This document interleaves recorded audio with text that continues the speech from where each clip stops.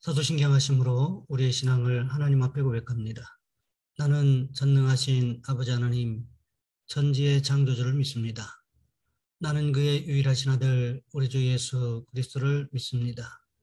그는 성령으로 잉태되어 동정녀 마리아에게서 나시고 본디오 빌라도에게 고난을 받아 십자가에 못 박혀 죽으시고 장사된 지 사흘 만에 죽은 자 가운데서 다시 살아나셨으며 하늘에 오르시어 전능하신 아버지 하나님 우편에 앉아 계시다가 거기로부터 살아있는 자와 죽은 자를 심판하러 오십니다. 나는 성령을 믿으며 거룩한 공교회와 성도의 교제와 죄를 용서받는 것과 몸의 부활과 영생을 믿습니다. 아멘. 찬송가 289장입니다.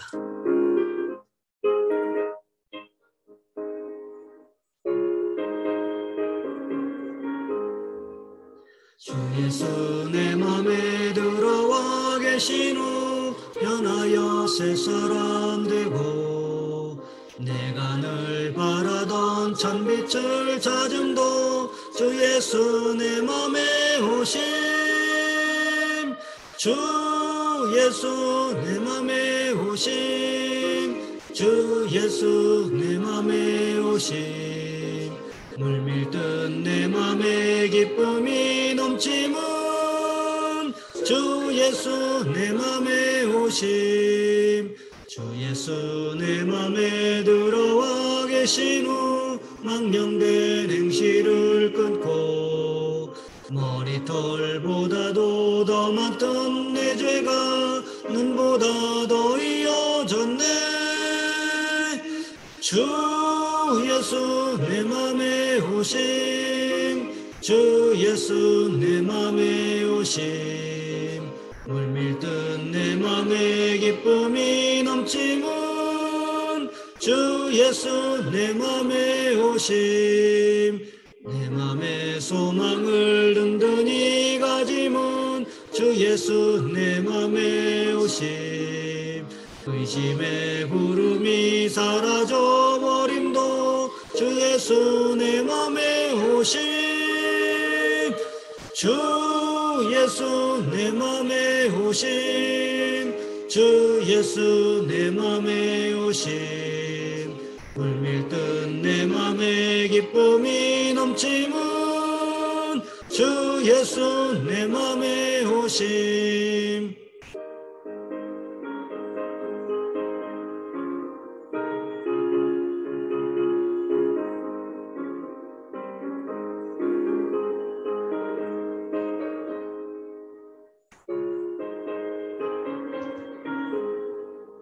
사방에 음침한 골짜기 가다가 밝은 빛 오련히 보고 저 멀리 하늘문 환하게 보임도 주 예수 내 맘에 오심 주 예수 내 맘에 오심 주 예수 내 맘에 오심 물밀듯 내 맘에 기쁨이 넘치면 주 예수 내 맘에 오심 내가 저 전성에 올라가 살기는 주 예수 내 맘에 오심 전성에 올라가 주님을 뵈리니 그 기쁨 비길 데 없네 주 예수 내 맘에 오심 주 예수 내 맘에 오심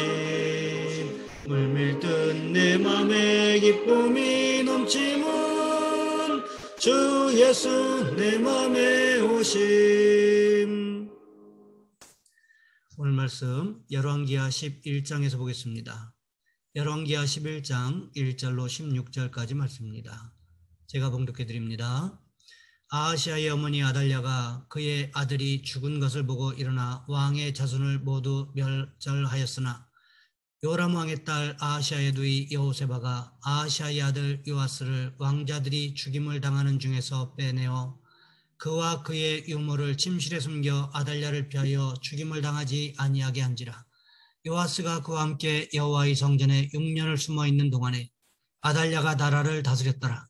일곱째 해에 여호야다가 사람을 보내 가리 사람의 백부장들과 호위병의 백부장들을 불러 데리고 여호와의 성전으로 들어가서 그들과 언약을 맺고 그들에게 여호와의 성전에서 맹세하게 한 후에 왕자를 그들에게 보이고 명령하여 이르되 너희가 행할 것이 이러하니 안식일에 들어온 너희 중 3분의 1은 왕궁을 주의하여 지키고 3분의 1은 서루문에 있고 3분의 1은 호위대 뒤에 있는 문에 있어서 이와 같이 왕궁을 주의하여 지키고 안식일에 나가는 너희 중 2대는 여호와의 성전을 주의하여 지켜 왕을 호위하되 너희는 각각 손에 무기를 잡고 왕을 호위하며 너희 대열을 침범하는 모든 자는 죽이고 왕이 출입할 때에 시위할지니라 하니 백부장들이 이에 제사장 여호야다의 모든 명령대로 행하여 각기 관할하는 바 안식일에 들어오는 자와 안식일에 나가는 자를 거느리고 제사장 여호야다에게 나오매 제사장이 여호와의 성전에 있는 다윗 왕의 창과 방패를 백부장들에게 주니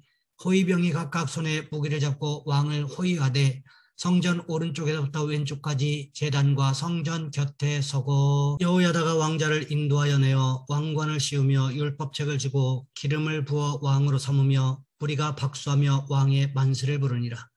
아달랴가 호위병과 백성의 소리를 듣고 여호와의 성전에 들어가 백성에게 이르러 보매 왕이 규례대로 단 위에 섰고 장관들과 나팔수가 왕의 곁에 모셔섰으며 온 백성이 즐거워하여 나팔을 부는지라. 아달랴가 옷을 찢으며 외치되 반역이로다 반역이로다 하매 제사장 여호야다가 군대를 거느린 백부장들에게 명령하여 이르되 그를 대열 밖으로 몰아내라. 그를 따르는 자는 모두 칼로 죽이라 하니 제사장의 이 말은 여호와의 성전에서는 그를 죽이지 말라 함이라. 이에 그의 길을 열어주매 그가 왕궁에 말이 다니는 길로 가다가 거기서 죽임을 당하였더라. 아멘. 오늘 본문의 말씀을 가지고 하나님의 보호하심이라는 제목으로 함께 말씀을 살펴보겠습니다. 이찬수 목사님이 쓰신 보호하심이라는 책에 OM 국제선교회 소속의 폴레타 스틸 크럼리 선교사님의 이야기가 있습니다. 선교사님의 남편은 신실한 목회자였습니다. 그런데 어느 날 상상할 수 없는 불행이 닥쳤습니다. 이 가정에 아이가 셋이 있는데 모두 죽은 거예요. 첫째 아이는 4살 때 백혈병으로, 둘째 아이와 셋째 아이는 둘째가 18살, 셋째가 16살 되던 해에 함께 타고 가던 차 사고로 모두 죽었습니다. 그런데 이게 다가 아니었습니다. 신실하게 섬기던 목사이자 선교사였던 남편이 임파선 호지킨이란 병으로 세상을 떠납니다. 하지만 볼레타 선교사님은 하나님을 원망하기는커녕 혈혈단신으로 대만으로 선교를 떠납니다. 그런데 57살이 되던 해에 대만에서 선교사님이 흉악범에게 성추행을 당합니다. 하지만 여자로서 겪을 수 있는 모든 아픔과 수치를 겪은 그녀가 놀랍게도 감추고 싶은 그 이야기를 온 세상에 드러냅니다. 그래서 왜 그러냐고 물었습니다. 그랬더니 그분이 이렇게 대답했습니다. 나는 하나님의 말씀에서 위로의 능력을 체험했습니다. 죽어가는 아들을 품에 안고 몸부림치던 밤에도 하나님은 말씀의 능력으로 나를 찾아오셨습니다. 남편이 숨 한 번 들여마시기 위해 죽을 힘을 다해야 했던 그 밤에도 하나님은 내게 찾아와 말씀해 주셨습니다. 그리고 놀랍게도 그분의 말씀이 나의 비통함을 치유해 주시는 것을 볼 수 있었습니다.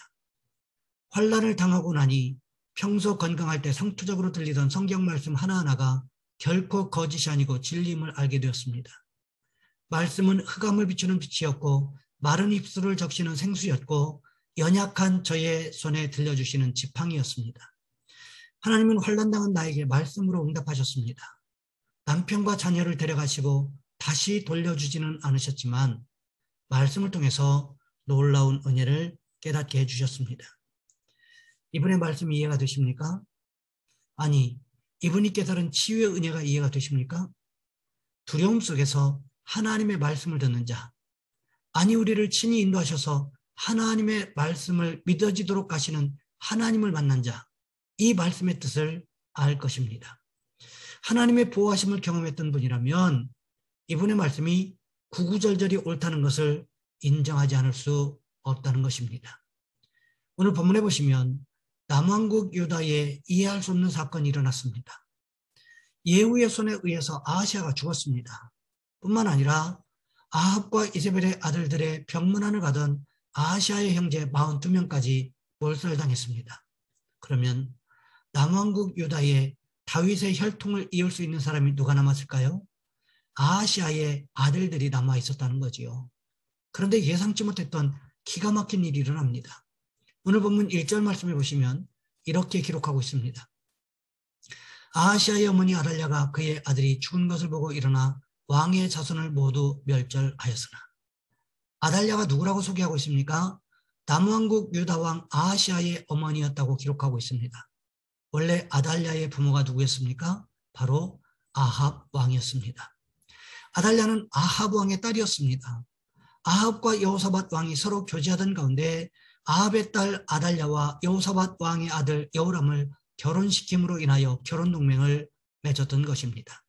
그런데 자신의 아들 아하시아가 예후의 손에 의해서 죽자마자 무슨 일을 벌였습니까? 자신의 손자들을 모두 죽였다는 거지요. 생각해 보시기 바랍니다. 할머니가 손자들을 죽인다? 얼마나 지독해야 자기 손자들을 죽일 수가 있을까요? 이것이 쉽지 않은 일입니다. 그런데 이런 일을 주로 벌였던 민족이 있었는데 그것이 모압 족속이었습니다. 모압이 그모스라는 신을 섬겼는데 아이들을 제물로 불태워서 그모스에게 드리는 모습들이 있었다는 것입니다. 아마도 그것에서 영향을 받지 않았을까 하는 추측도 가능하게 하는 부분이기도 합니다. 어쨌든 아달랴가 아하시아의 아들들, 그러니까 자신의 손자들을 모두 멸절시키려고 했다는 거지요. 그런데 그때 하나님께서 누구를 예비시켜 놓고 있었습니까? 오늘 본문 2절 말씀을 보시면 이렇게 기록하고 있습니다. 요람 왕의 딸 아하시아의 누이 여호세바가 아하시아의 아들 요아스를 왕자들이 죽임을 당하는 중에서 빼내어 그와 그의 유모를 침실에 숨겨 아달랴를 피하여 죽임을 당하지 아니하게 한지라. 하나님께서 다윗의 혈통을 유지할 수 있도록 하기 위하여 아하시아의 누이 여호세바, 그러니까 고모를 준비시켜 놓고 계셨다는 거지요. 여호세바가 어떻게 했습니까? 아하시아의 아들 가운데 요아스를 죽임당하는 자리에서 빼내었다는 거지요. 그리고는 요아스와 유모를 자신의 침실에 숨겨놓고 아달랴의 손에서 보호했다고 성경은 기록하고 있습니다. 만일 여호세바가 없었다면 다윗의 혈통은 그대로 끊어지고 하나님의 말씀은 이루어질 수가 없었다는 거지요. 이것을 영적인 부분에서 살펴본다면 요아스가 죽었다면 하나님께서 예비하고 계시는 메시아가 올 수 있는 방법이 사라진 것입니다. 왜요? 메시아는 다윗의 혈통에서 와야 되기 때문이었다는 거지요. 그러니 이것은 사단의 아주 교묘하고 교활한 계략이었다는 것입니다. 그럼에도 불구하고 하나님께서는 어떻게 하셨습니까? 여호세바를 사용하셔서 다윗의 혈통을 지켜주셨다는 것입니다. 여호세바가 나중에 요아스를 어디로 옮겼습니까? 오늘 보면 3절 말씀해 보시면 여호와의 성전으로 옮겼다는 것입니다. 왜 그랬을까요? 아달랴는 바알과 아세라를 섬기는 사람이었습니다. 그런 그가 여호와의 성전에 들어갈 일이 있었겠습니까? 이것이 가당키나 한 일이었겠습니까? 그러고 보면 여호와의 성전이 요아스에게 있어서는 가장 안전한 장소가 되었다는 거지요. 여호와 하나님의 품이 요아스에게는 생명싸개와 같은 장소가 되었다는 것입니다. 그렇다면 어떻게 요아스가 하나님의 성전에 들어갈 수 있었던 것일까요? 성전 안에서 아이를 키운다고 하는 것이 말이 되는 이야기이겠습니까? 그럼에도 불구하고 성전에서 요아스를 키울 수 있었던 이유에 대해서 역대하 22장 10절부터 12절까지 말씀해 보시면 이렇게 기록하고 있습니다. 아하시아의 어머니 아달랴가 자기의 아들이 죽은 것을 보고 일어나 유다 집의 왕국의 씨를 모두 진멸하였으나 왕의 딸 여호사부앗이 아하시아의 아들 요아스를 왕자들이 죽임을 당하는 중에서 몰래 빼내어 그와 그의 유모를 침실에 숨겨 아달랴를 피하게 하였으므로 아달랴가 그를 죽이지 못하였더라. 여호사부앗은 여호람 왕의 딸이요 아하시아의 누이요 제사장 여호야다의 아내이더라. 요아스가 그들과 함께 하나님 전에 6년을 숨어 있는 동안에 아달랴가 나라를 다스렸더라. 열왕기하에서는 여호세바, 역대하에서는 여호사부앗이라고 기록하고 있는데 여호세바가 요아스를 살린 이유가 어디에 있었다고 기록하고 있습니까? 제사장 여호야다의 아내였다. 역대하 기자는 기록하고 있다는 거지요. 가만히 생각해 보시기 바랍니다. 제사장이 어떤 사람입니까? 하나님 앞에서 예배를 집리하던 하나님께 기도하던 삶을 살아가던 사람이었습니다. 그렇다면 하나님의 뜻을 누가 가장 잘 알고 있을까요? 제사장이 가장 잘 알 수 있다는 거지요. 물론 선지자도 있을 수 있지만 제사장도 예배를 통하여 하나님의 뜻을 백성들에게 전하고 가르치던 사람이었다는 거지요. 그렇기 때문에 하나님께서 제사장 여호야다의 아내였던 여호세바를 통해서 다윗의 혈통을 계속 유지할 수 있도록 지키시고 보호하셨다는 것입니다. 우리에게도 이런 모습이 있어야 한다는 거지요. 하나님께서 우리를 세상의 모든 풍파로부터 보호하시고 지키시는 경험이 있어야 한다는 것입니다. 그렇게 될 때 더욱 하나님을 의지하고 바라볼 수 있기 때문에 그렇습니다. 바라기는 우리 모두가 날마다 삶의 현장에서 하나님의 지키심과 보호하심을 경험하는 은혜가 있으시기를 주님의 이름으로 부탁을 드립니다. 이 시간 우리 한 목소리 함께 기도하겠습니다. 하나님, 우리의 삶의 현장에서 하나님께서 지키시는 모습, 보호하시는 경험을 하는 은혜가 있게 도와주시옵소서. 또한 기도하실 것은 환우들을 위하여, 기저질환자들과 환자들을 위하여 영적으로 육적으로 강건함을 달라고 이 시간 우리 주여 한번 간절히 부르신 후에 한 목소리 함께 기도합니다. 주여, 사랑의 하나님, 우리를 도와주시기를 원합니다.